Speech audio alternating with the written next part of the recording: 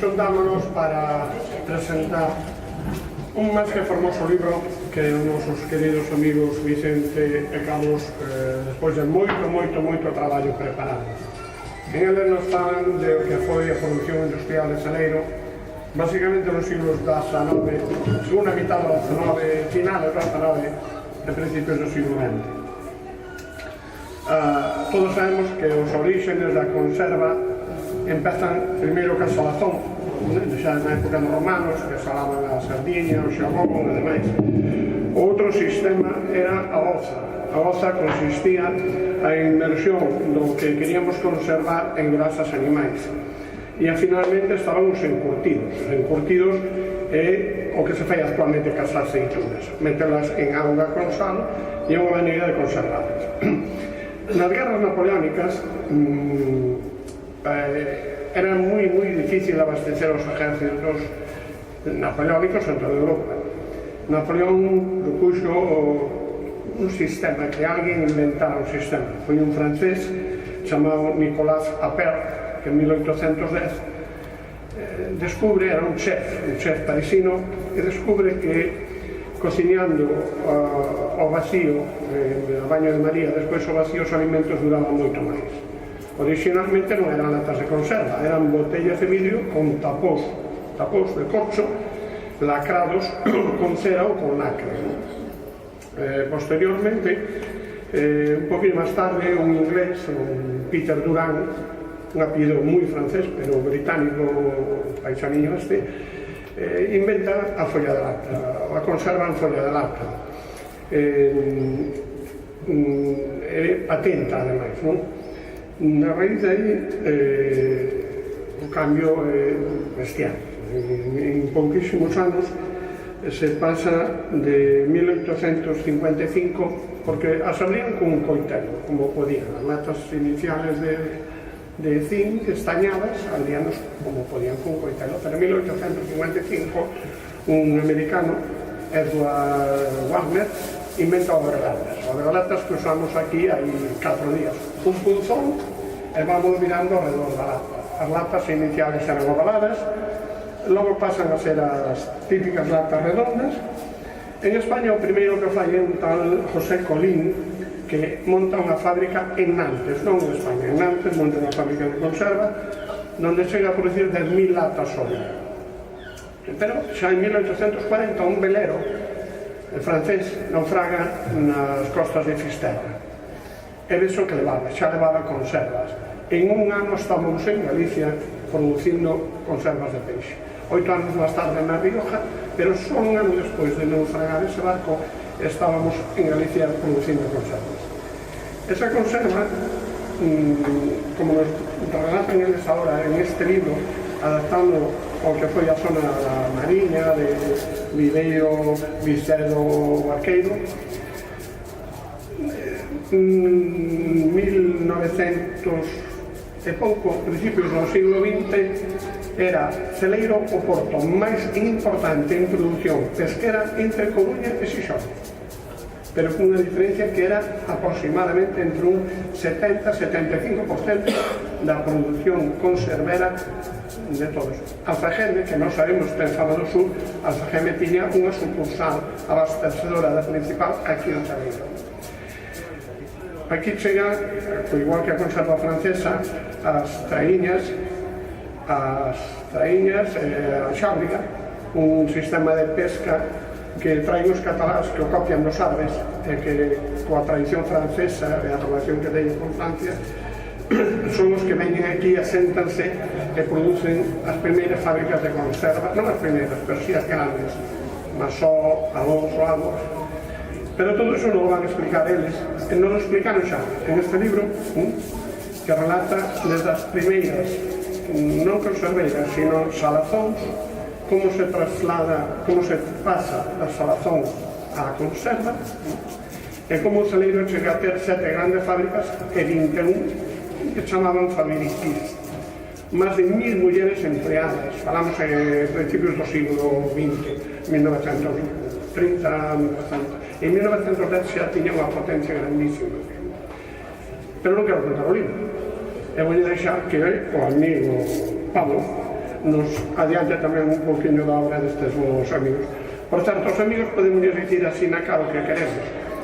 A un amigo é aquela persona que na cara dice o que queres e por detrás defende a capa e espada. Pablo. Ben, eu vou comenzar con unha anécdota. Contan que unha vez que Albert Einstein, ilustre xudeu, como algún de nós, xudeu, non ilustres, consiguió que no ano 1921 le deran o Premio Nobel de Física, se retirou a seus aposentos e tiña a costume de tocar o violín. E chegaron dos da súa mesma religión que tiñan confianza con él e fixeronle unha pregunta: señor Einstein, despois deste Premio Nobel por a teoría da relatividade e por a física, cal vai ser o seguinte paso que vai dar usted? O xudeu sabio quedouse mirando para eles e dixo, despois da física, a metafísica, e siguió tocando o violín. Quero decir con isto que este libro é unha cousa parecida. É moi difícil de superar, é moi difícil e vai haber un antes e un despois do contenido deste libro. O libro, evidentemente, como as boas películas, non se as vou contar porque hai que disfrutalo, leéndolo despaciño, na casa, diante do animal lume, con pausas, como decía o noso querido Cunqueiro, o que, quizás, en unha praia, ou quizás en calquer sitio desos nosos da nosa mariña. Pero quero decir que se trata de un traballo moi serio, un traballo de investigación, un traballo, casi diría eu, filosófico, tendo en conta que como xente que somos de letras sempre hemos considerado que a filosofía ordena o pensamento. Este libro sirve para ordenar moi ben unha historia importantísima que ten que ver con a marca Galicia, que ten que ver con a marca Celeiro, que ten que ver con a marca de galegos, traballadores e sobre todo de galegas, porque aquí, como ha dicho o capitán Andrés, aquí hai un homenaxe moi importante, remata con un homenaxe moi importante, nada máis e nada menos que con os nomes, a lembranza de 1028 mulleres traballadoras, clase proletaria, xente que se non hubiera sido por este libro probablemente hubieran esquecido o paso do tempo. Este é un libro que ven a poñer de manifesto que Vicente e Carlos e Vicente, igual que lles pasou al do meu conto, que non é un conto, que é unha historia, xa van a ter moi difícil, porque despois da física ven a metafísica.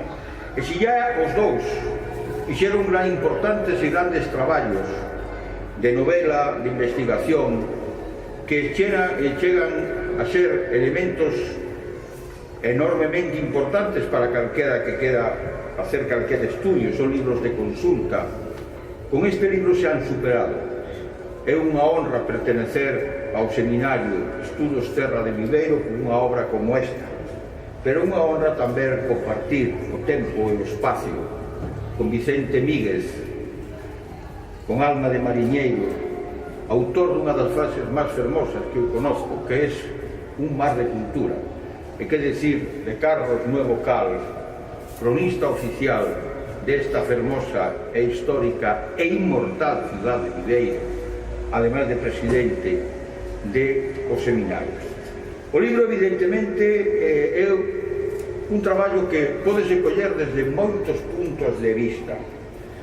É moi importante demostrar, como demostran eles, que unha das primeiras e máis importantes industrias de transformación que se produce no noso país é precisamente esta: coller o peixe do mar e convertirlo en un alimento que poda ser consumido lonxe dos portos, lonxe incluso da nosa terra do mar, por lo tanto, no interior.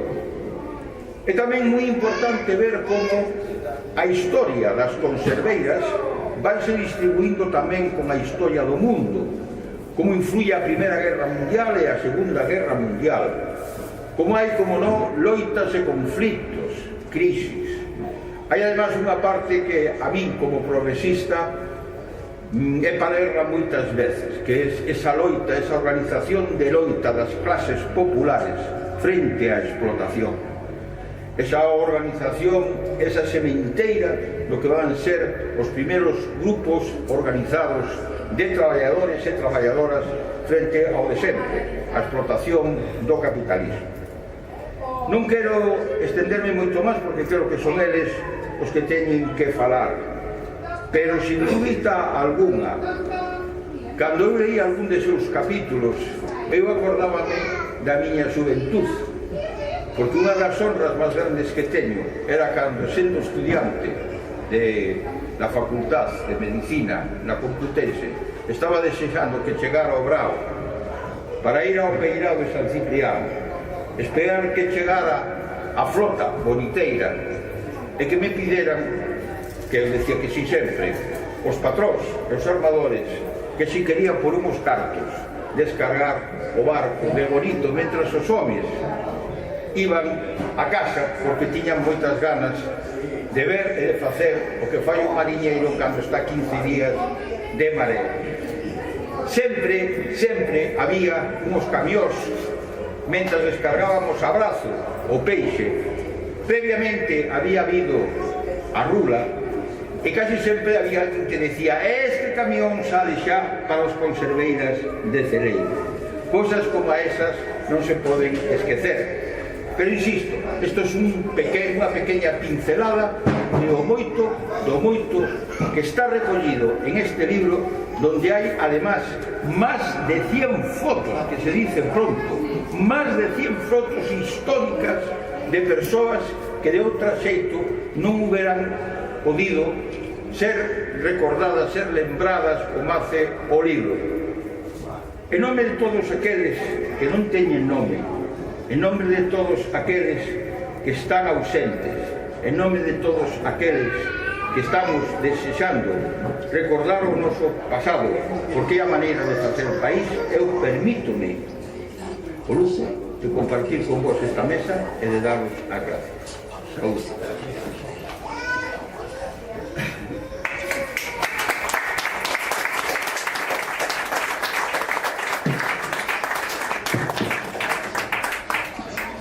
Boa tarde, en primeiro lugar, a todos e a todas.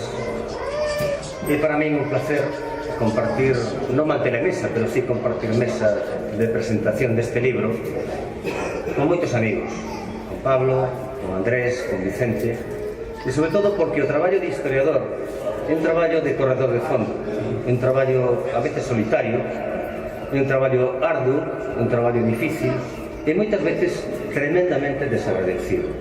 Pero non sempre os povos recoñecen a quen fai a historia e moitas veces incluso hai xente que hasta se pitorrea dos historiadores. E hai que dicir así, porque iso está de moda o cortar e pegar, o tergiversar a historia e sobre todo aproveitarse o traballo dos demais como os curros. Este libro leva un copyright porque non queremos que os 4 días empecen a facer malas redaccións do libro, como pasou en máis ocasións. Dito isto, os libros nunca son tampouco froito individual, non é solamente un libro de Vicente meu, sino que é un libro colectivo, porque os historiadores sempre vamos á colectividade. En moitos casos as persoas maiores, hai moitos agradecimentos na entrada, non os vou a ler, sería traballo de vostedes xudgar o libro, unha vez que teñan tempo na casa e ganas, é un libro para ler a pouquiños, a pouquiños porque é non farragoso, pero ten moita documentación, moitos datos. É un libro de anos, non está feito un mes, está feito un mes e pico, 2 meses, pero realmente un libro de traballo de anos. Eu empecé a traballar a conserva e a pesca exactamente no ano 79. É un libro con moitas fontes descoñecidas, totalmente inéditas, con cantidad de fontes da prensa. Pode abusar un pouco de exceto de citas en prensa local. Pero por que ese abuso? Ese abuso precisamente para que o lector, a lectora, teñan maior fidelidade e podan sacar conclusións a parte das claves ou das liñas maestras que lle podemos dar aos autores. É un libro tamén de xusticia social, e digo xusticia social porque Celeiro non nace ontes, un pobo con moita historia, igual que Ribeiro ten máis de 900 anos de historia. Celeiro ten unha historia preindustrial e industrial importante. Un libro que debemos agradecer a Porto Celeiro telo publicado, e vayan desde aquí a nosas palabras máis cariñosas a eles, se non sería imposible, porque é un libro moi caro, a color, con metografías de moitas das fábricas, e un libro, nunha palabra de justicia social, porque sería impensable sin os mareantes, sin os mariñeiros daqueles gremios que suprimiron a partir de 1864, que se levaliza tamén a matrícula do mar, que se desestanca o sal, e nunha palabra, que entra a burguesía viveiresa a invertir no mar, cousa que hasta ese momento non fixeron.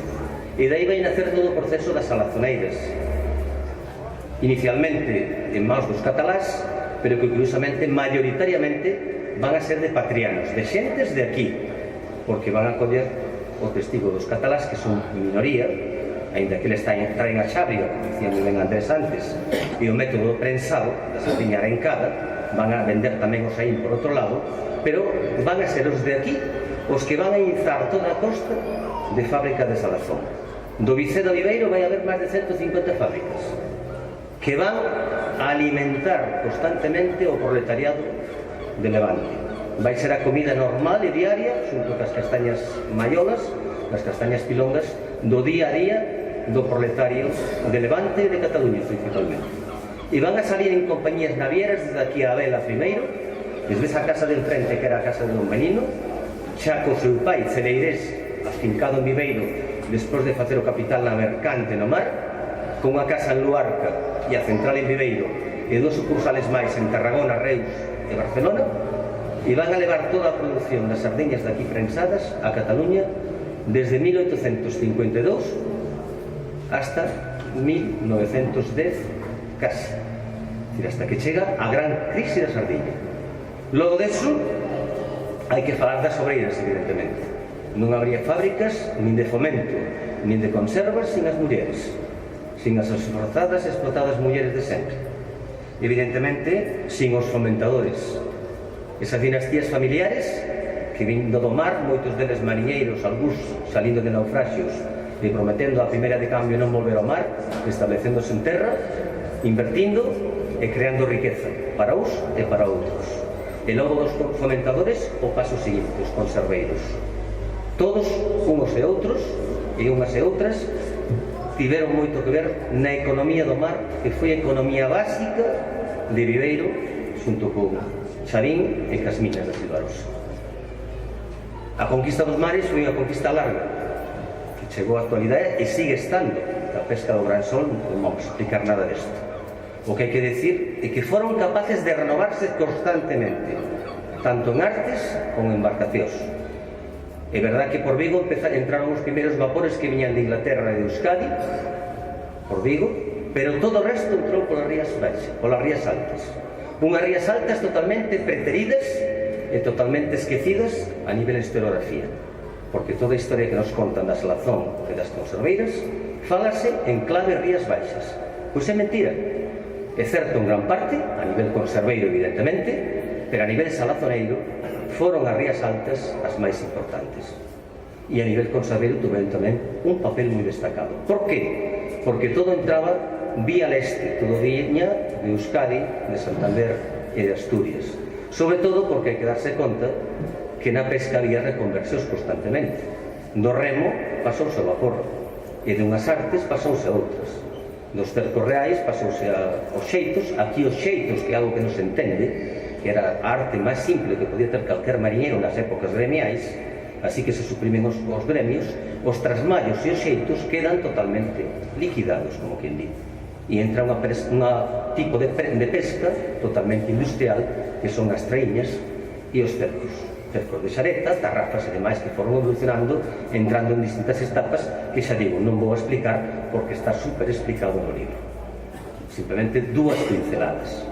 O caso é que esta revolución burguesa no mar, de capitalizar o mar de Celeiro e o mar das rías do Barqueiro, Mañón e demais, vai dar lugar á desaparición daqueles mariñeiros que eran propietarios da arte e da embarcación, e van a ser simples asalariados, proletarios do mar. Iso vai a cambiar todo, hasta hoxe. E xa para ir rematando, que quero que Vicente fale, evidentemente, creo que foi tamén moi importante en canto ao proceso de fomento e das conservas, o proceso de acumulación de capitais. Prodúcese, xa digo, desde o mar, desde os mariñeiros mesmos, ou tamén desde a inmigración. Hai unha segunda parte do libro, logo da parte histórica, que son as fábricas unha a unha. As familias, as dinastías, digamos, entre comillas, de fabricantes, desde tataravós a bisavós, a avós, hasta as últimas xeracións que desaparecen.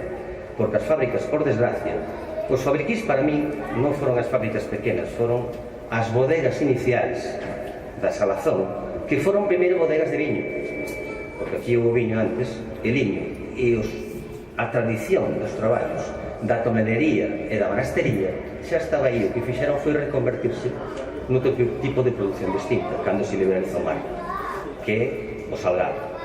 E o que decíamos, esas familias tuveron moitos tipos de aportes económicos distintos. Moitos foron inmigrantes a Cuba, a Uruguai, a Argentina, caso dos Santos, de Joselillo, os Caraquí, dos Insuas. Os Insuas, por exemplo, xa tiñan flotas de quechemaréns aquí, de barcos. Tamén se fala moito, faise moita interrelación entre as embarcacións, a pesca e os negocios en terra, para ver o que era todo o entramado económico que mantiña a pesca, que era un entramado certamente importante e un entramado tamén con moitos riscos económicos, que daquela non había subvencións como hai hoxe. Dito isto, voulles contar nada máis que dúas anécdotas moi cativas, moi pequenas, que van a pasar desapercibidas no libro, sen les comento. Unha é Romualdo Villar. Romualdo Villar foi non un maragato, como dicía Canosa, senón un logroñés que veio aquí a Viveiro, comerciante de viños. O ramo dos viños estaba todo en maus dos maragatos, principalmente. Aquí toda esta travesía está vinzada de almacéns de viño, que traían primeiramente eles nas recuas e despois no tren, no ferrocarril de Raba de Viveiro. E este Romualdo Villar pasou do viño a ser o primeiro, a ser armador de barcos. E de feito, o primeiro vapor que chegou a Viveiro, que chegou aquí, a ría, chamábase Alberta. Tuvo dos Albertas, Alberta I e Alberta II, en nome da filla, en honor á filla dele. Foi o primeiro vapor. Logo xa, en Celeiro, os fomentadores e conserveiros foron, porque houve distintas épocas, tamén se conta no libro, que hai unha primeira época, a conserva máis antigua de 1885, e empeza na Ribeira do Sol, de Mañón. Logo veñen as de Vicedo, tamén teñen explicado, non vou explicar. E logo ven a xeira de Celeiro, que empeza a principios de século, 1905-6, as dos primeiras, e despois Romualdo Villar, que é a terceira, e son escabecheiras, con escabeche moi simple. Despois ven o aceite, máis tarde. Van a fundirse moi rápido. No ano 11 non existe ninguna, debido á crise da sardiña. A sardiña desaparece das rías e dá lugar a un problema moi grande. Teñen que ir pescar, gracias a que tiñen os vapores, van pescar a Asturias, a Masna de Foz, a Coruña e demais, pero sempre con oposición dos outros lugares, porque non permitían que foran a pescar os mares, evidentemente. Incluso a tiro limpio. A parte tamén utilizaban a dinamita para pechar os cercos en moitos casos. Teñen no libro, xa digo, non o vou explicar. Simplemente contar de Romualdo Villar, que é o pioneiro nas conservas e nos vapores. E sobre todo, cando falta a sardiña, porque a sardiña empeza, xa digo, desaparece das rías, chega un momento que os de Celeiro tuveron a agudeza de darse conta que había que cambiar de especie. En ese momento pensaron xa no ano 7 en pasar a pescar pescada merluza, que se pescaba de sempre, desde a Idade Media, e que a levaban os maragatos salgada da Castela, especial. Pero a partir de aquí, que quixeron facer? Quixeron comprar unhos camións de Chavín, e cos camións de Chavín, e montando unha fábrica de xeo que montan anos despois, nos anos 20, facer xa a venta en fresco cara aos mercados da Coruña a Madrid. Dicir, que tuveron a iniciativa. Que lles fallou? Como sempre, como hoxe mismo ahora mesmo, os transportes por carretera. Mentres o mar tirou, nosotros sempre fomos vanguardia. Sempre estuvemos na punta de lanza de casi todo. O mar traía todo. Traía e levaba. Pero as comunicacións terrestres están á mesma altura hoxe que en 1907. Eu diría que hasta peor. Se vamos a estación de autobús de Viveiro, veremos que os horarios ainda son menores que no ano 7. Recién montados os primeros coches de línea. Intentaron, saleulles mal, pero foron capaces de regenerarse e duraron as conserveiras hasta principios dos 70. Hoxe queda unha sola. De 20 tantas que houve, queda solamente unha das filiais, que é Algo. As outras dúas filiais de Vigo, Alonso e Rivas, desapareceron. Tamén desapareceu antes Altagene, que tamén estuvo aquí. Pero é un exemplo realmente do que pasou. Que pasou? Que as familias, as dinastías dos conserveiros, pola cuestión dos conxelados principalmente, dos plásticos, e tamén de non renovarse, de non ser capaces os herdeiros, de non haber relevo xeneracional, e tamén hai que dicilo, de non reinvertir o diñeiro que sacaban das fábricas en nova maquinaria, chegou un momento que foron desaparecendo. Perdimos unhas calidades impresionantes, hoxe teríamos uns produtos de delicatez absolutos, e o que é peor, perdimos as sapiencias dunhas familias que tiñan unhas especialidades propias, porque cada familia destacaba, unos polas anchoas, outros polo bonito, outros polo chicharro, é dicir, cada un tiña unha especialidade, e eran secretos familiares das coccións e trucos que hoxe, por desgracia, temos perdido. Nada máis e moitas gracias.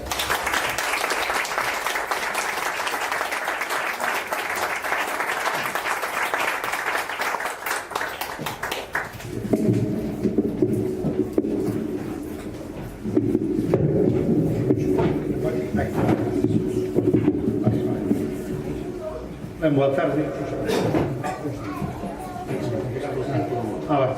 Boa tarde, moi agradecidos todos por a vosa presencia, que nos honrades neste acto.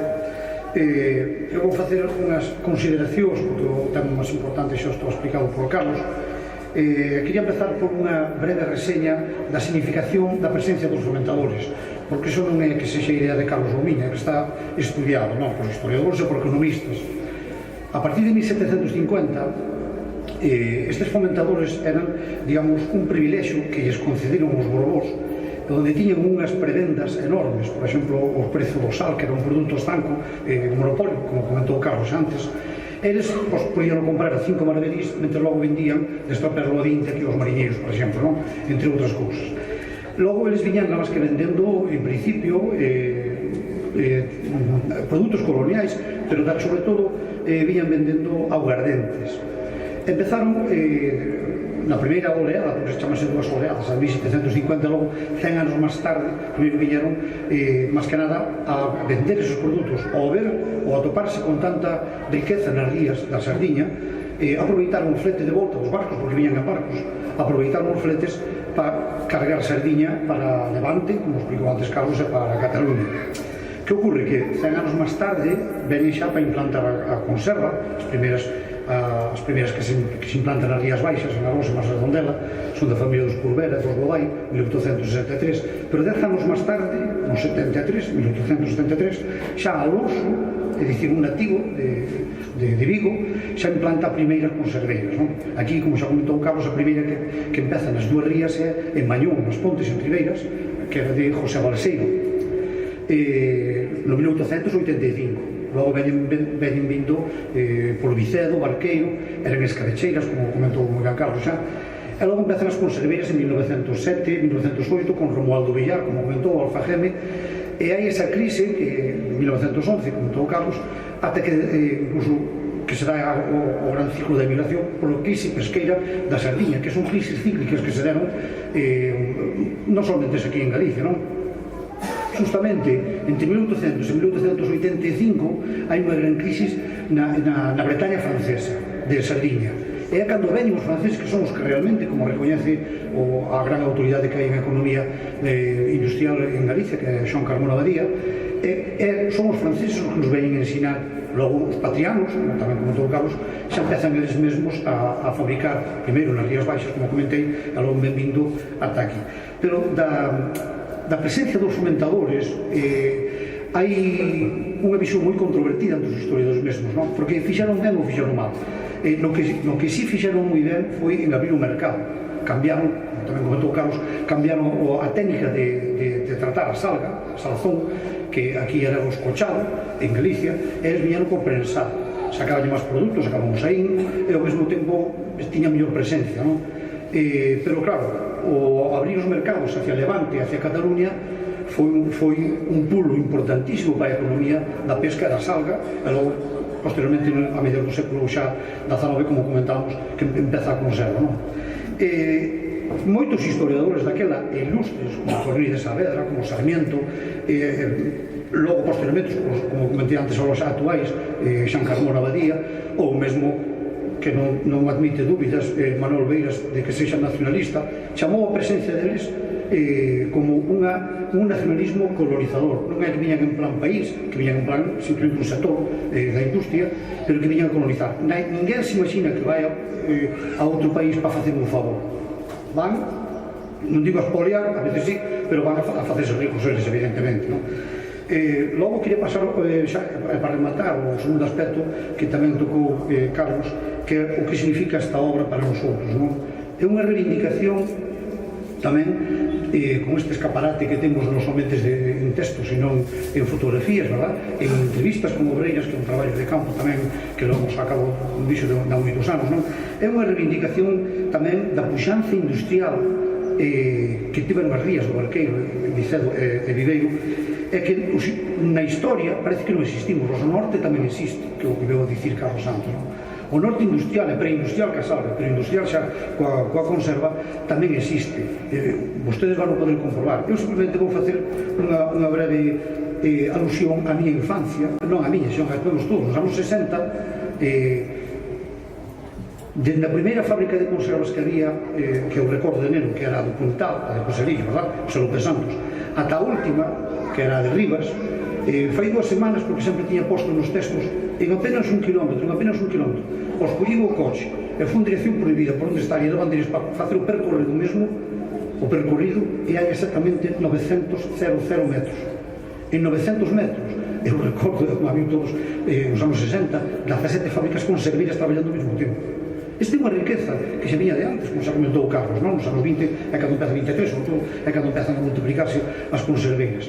Pero isto é unha riqueza que se vamos despois aos anos 30, os anos da guerra, os anos da penuria económica que supuxo a posguerra, pois era un privilexio.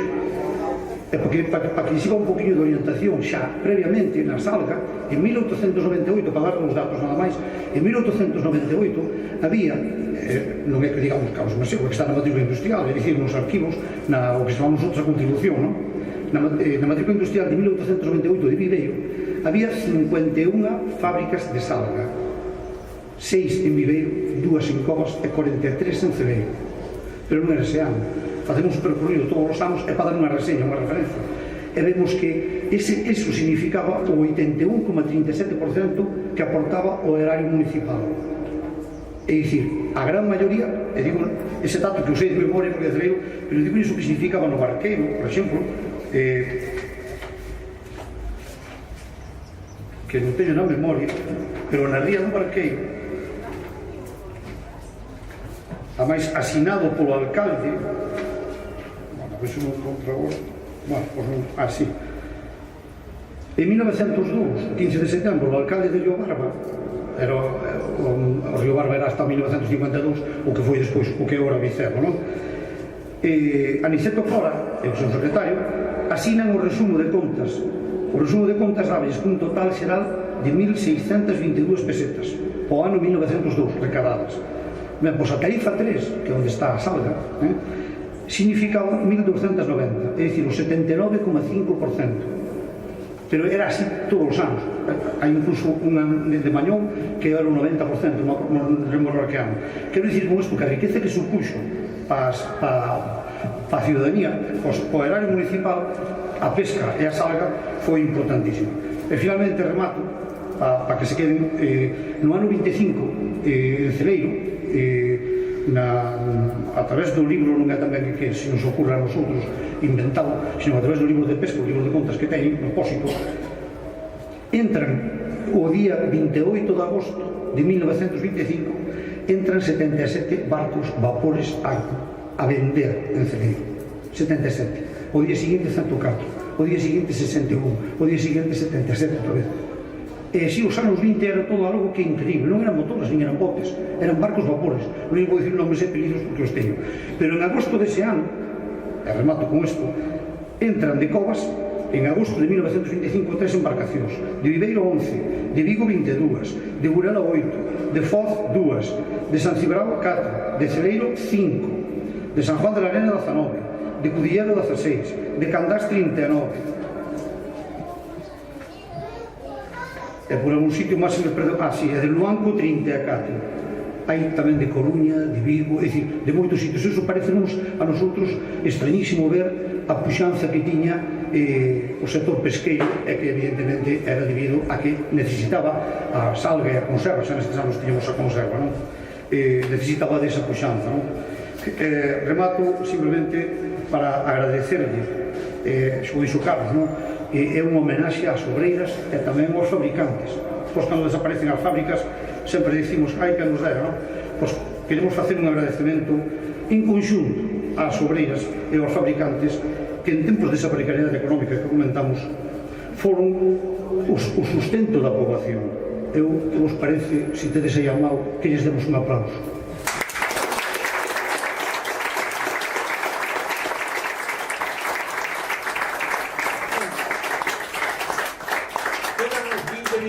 Para un pequeño coloquio ou un gran coloquio, depende da profundidade. Tedes a palabra e podedes preguntar aos autores deste gran libro o que querades.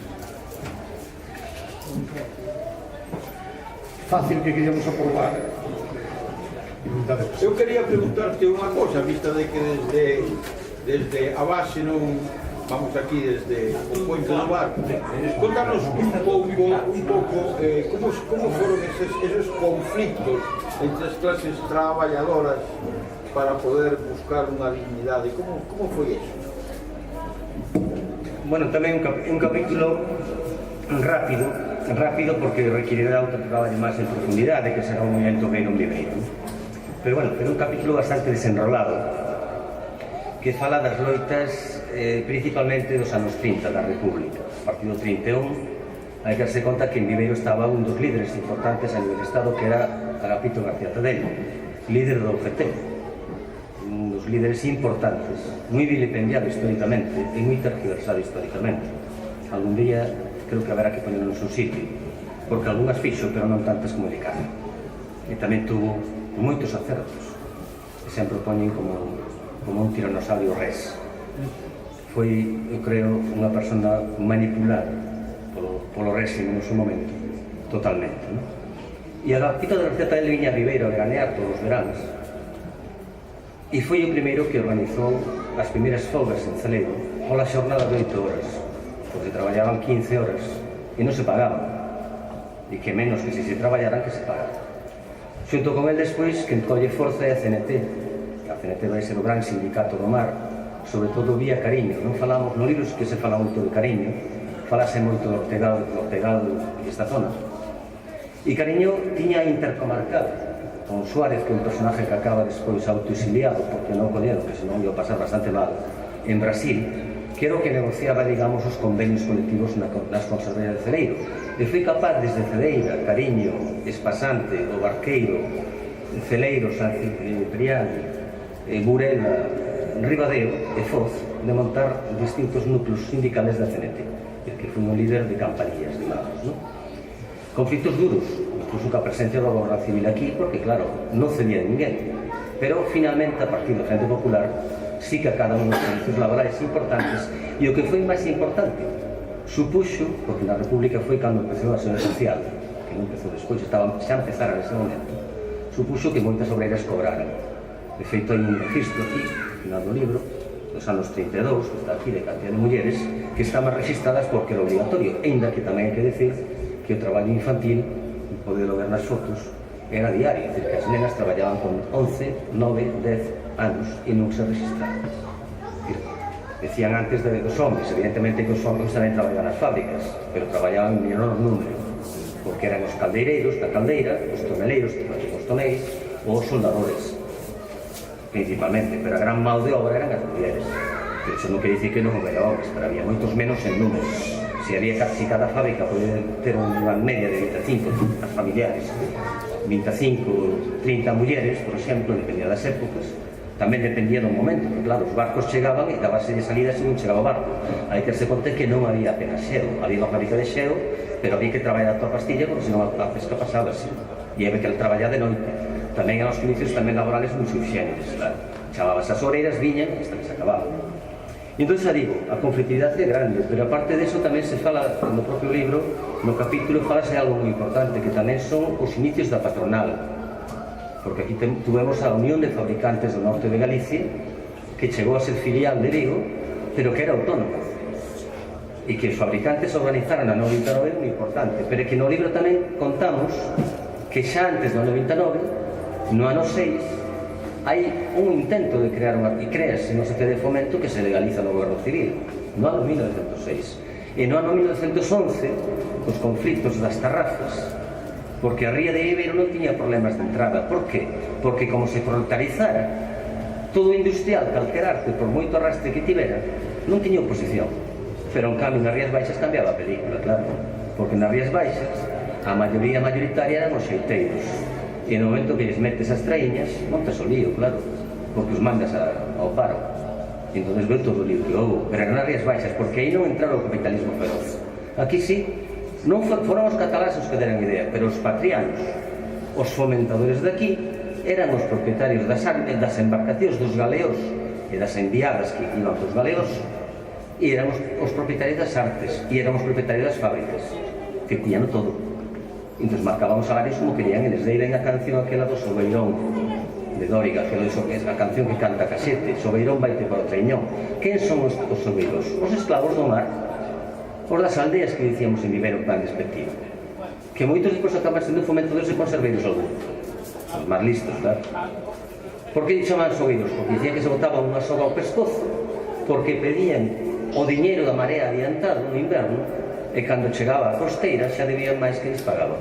Sempre estaban encufados. E o que era peor, moitos desos capitalistas fomentadores, como podía ser a Casa de Don Benino, ou a Casa Rebelión, ou outros moitos que eran os factotes políticos do Partido Conservador ou do Partido Liberal, no momento que o voto deixou de ser censitario e de pagarse en sal, como tamén se fala aquí, por exemplo, na época de Pastor Díaz, que perda as eleccións en Celeiro con Coira, porque Coira traballaba os fomentadores, os que pagaban a matrícula industrial, que eran un voto mínimo, podía haber 80, 90 votantes, 100 e pico votantes en Viveiro, non había máis, porque o resto non votaban, hasta que se democratiza o voto universal.